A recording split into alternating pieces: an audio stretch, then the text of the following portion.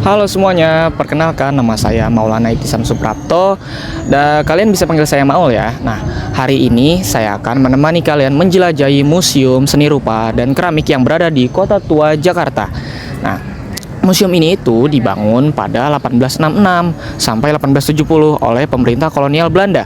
Nah, museum ini dulunya berfungsi sebagai pengadilan tinggi. Nah, kalian jadi bisa lihat ya kalau ini kelihatannya seperti peninggalan sejarah kolonial. Ayo, jangan berlama-lama di luar, kita masuk.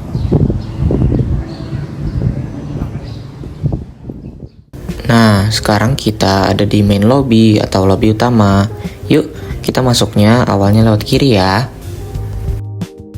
Ya, kita sudah sampai di ruangan pertama dalam Museum Seni Rupa dan Keramik. Di sini berisi sejarah dalam seni rupa, dari mulai alat lukisnya, dari alat menggambarnya, dan sejarah-sejarah lainnya. Kalian bisa lihat ya di sekeliling sini.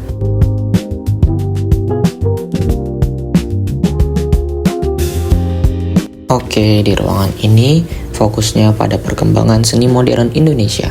Banyak karya yang mulai bereksperimen dengan warna, bentuk, dan teknik yang lebih bebas. Kita bisa lihat bagaimana para seniman memasukkan ekspresi pribadi dan kritik sosial ke dalam karya-karyanya. Nah, ini adalah taman tengah bagian kiri dari Museum Seni Rupa dan Keramik.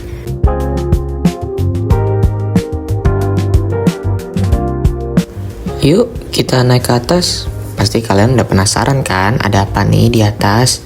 Let's go. Nah, kita udah sampai nih teman-teman di ruangan 10 dan 11.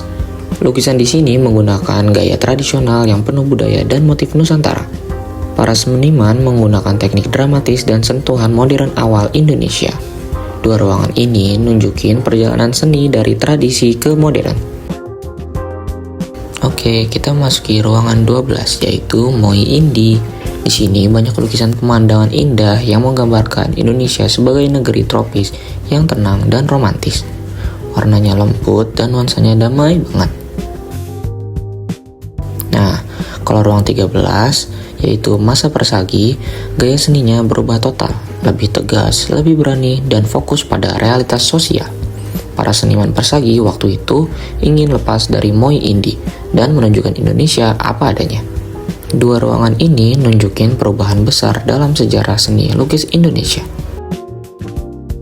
Oke, kita kembali lagi di bawah. Nah, di sini adalah ruangan 4 yaitu masa Jepang. Di periode ini, karya-karya seniman banyak dipengaruhi situasi perang. Gaya lukisannya cenderung lebih sederhana, warna lebih gelap, dan banyak tema propaganda atau kehidupan masyarakat di masa pendudukan. Meski penuh keterbatasan, karya-karya ini justru menunjukkan keteguhan dan kreativitas seniman Indonesia waktu itu.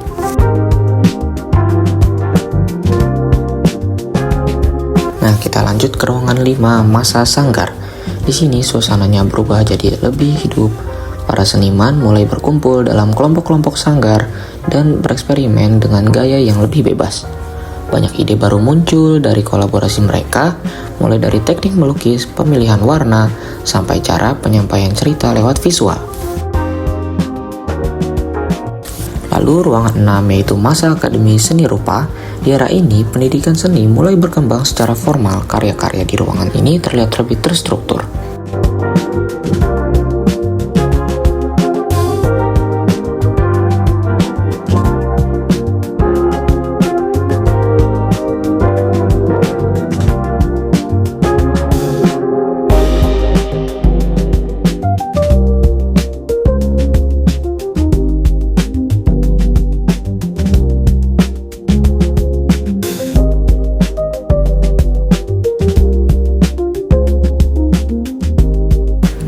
Dan di ruangan 7 yaitu masa Orde Baru, tema-tema sosial dan politik mulai lebih kuat, tapi tetap dibungkus dengan gaya yang beragam. Bentuk ruangan di sini agak berliku-liku ya, jadi kalian jangan sampai ketinggalan nih.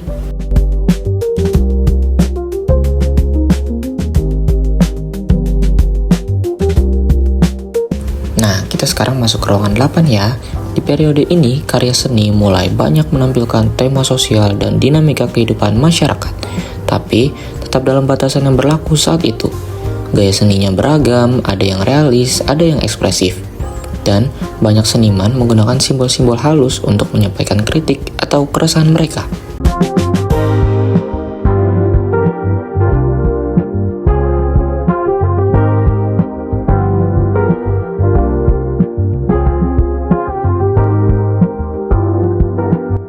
Lanjut ke ruangan 9, yaitu masa seni rupa baru. Nah, di sini semuanya berupa drastis. Para seniman mulai melakukan eksperimen besar-besaran, nggak cuma di lukisan, tapi juga instalasi, media campuran, dan pendekatan konseptual. Mereka ingin menolak batasan seni tradisional dan menghadirkan sesuatu yang lebih bebas, lebih berani, dan lebih relevan.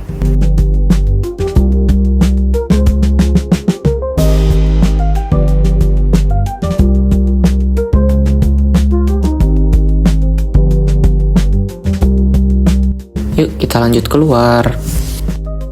Nah, kita habis dari situ tuh. Kita sekarang berada di ruang kantor. Lalu di situ ada toilet dan musola. Nah, ini adalah bagian dari sebelah kanan taman Museum Seni Rupa dan Keramik. Nah, yuk sekarang kita masuk ke ruang 18, yaitu seni keramik modern. Di sini karya-karyanya jauh lebih eksperimental, gak cuma soal bentuk mangkuk atau vas tradisional, tapi juga objek-objek artistik dengan desain yang unik dan konsep yang lebih bebas. Lihat tuh, keren-keren kan? Di sini banyak seniman memadukan teknik klasik dengan gaya kontemporer, jadi hasilnya terlihat modern tapi tetap mempertahankan karakter keramik Nusantara. Ada yang bermain dengan tekstur, ada juga yang mengubah fungsi keramik jadi karya seni murni. Ruangan ini benar-benar menunjukkan bagaimana keramik berkembang menjadi media ekspresi modern. Yuk kita lanjut ke ruangan selanjutnya. Nah, kita sekarang berada di ruang 19, yaitu ruang keramik asing. Di sini koleksinya datang dari berbagai negara, mulai dari Tiongkok, Jepang, Eropa, sampai Timur Tengah. Tuh, kalian bisa lihat kan, keramiknya cantik-cantik banget. Setiap daerah punya ciri khas yang berbeda, seperti porselen Tiongkok dengan glasir biru putihnya, keramik Jepang yang penuh tekstur dan filosofi wabi-sabi, sampai gaya Eropa yang lebih dekoratif dan detail. Menarik banget kan melihat bagaimana teknik, warna, dan motif tiap budaya saling berbeda tapi sama-sama indah. Ruangan ini kayak perjalanan keliling dunia tapi lewat keramik. Di sini juga ada koperasi ya, jadi buat kalian yang pengen jajan-jajan bisa di sini. Nah, sekarang kita udah sampai nih di area terakota dan tembikar Majapahit. Di ruangan ini kita bisa lihat berbagai figur relief dan benda-benda rumah tangga dari tanah liat yang dibuat dengan detail luar biasa. Di sini koleksinya lebih berfokus pada wadah-wadah sehari-hari seperti kendi, periuk, dan pot dengan motif sederhana tapi penuh karakter. Teknik pembakarannya yang khas, warnanya cenderung kemerahan, dan bentuknya menunjukkan keahlian pengrajin masa itu. Seperti yang kalian lihat, di sini masih ada renovasi ya, jadi lantai 2-nya tidak bisa kita pakai. Yuk kita masuk ke dalam Balai Seni Rupa Jakarta. Nah, di dalamnya nih lagi ada pameran nih yang berjudul The Real Shades of the Alhambra.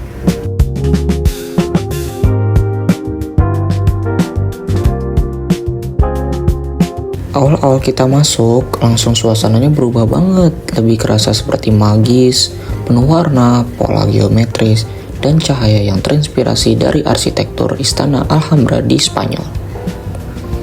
Di sini banyak karya yang menampilkan kombinasi antara seni Islam, geometri rumit, dan permainan bayangan yang bikin ruangannya hidup. Ada instalasi cahaya, panel berpola, sampai karya kontemporer yang menginterpretasikan ulang keindahan Alhambra dalam gaya modern. Pameran ini benar-benar mengajak kita merasakan harmoni antara seni, ruang, dan cahaya.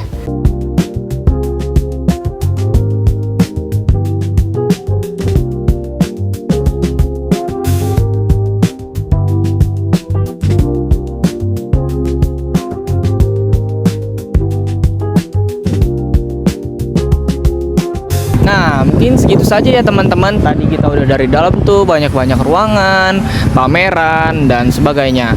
Mohon maaf ya sebelumnya karena saya tidak bisa menampilkan semua ruangannya karena museum ini sedang ada renovasi teman-teman. Kurang lebihnya mohon maaf. Terima kasih sudah mendengarkan tur dari saya. Terima kasih. Selamat tinggal. Bagi yang ingin menginap, kalian bisa jalan kaki, tidak jauh sekitar 7 menit. Kalian akan menemui Hotel Tugu Jakarta. Di sebelahnya juga ada halte bagi yang ingin naik Transum, dan kalian akan melewati jembatannya. Ini saya beri rutenya.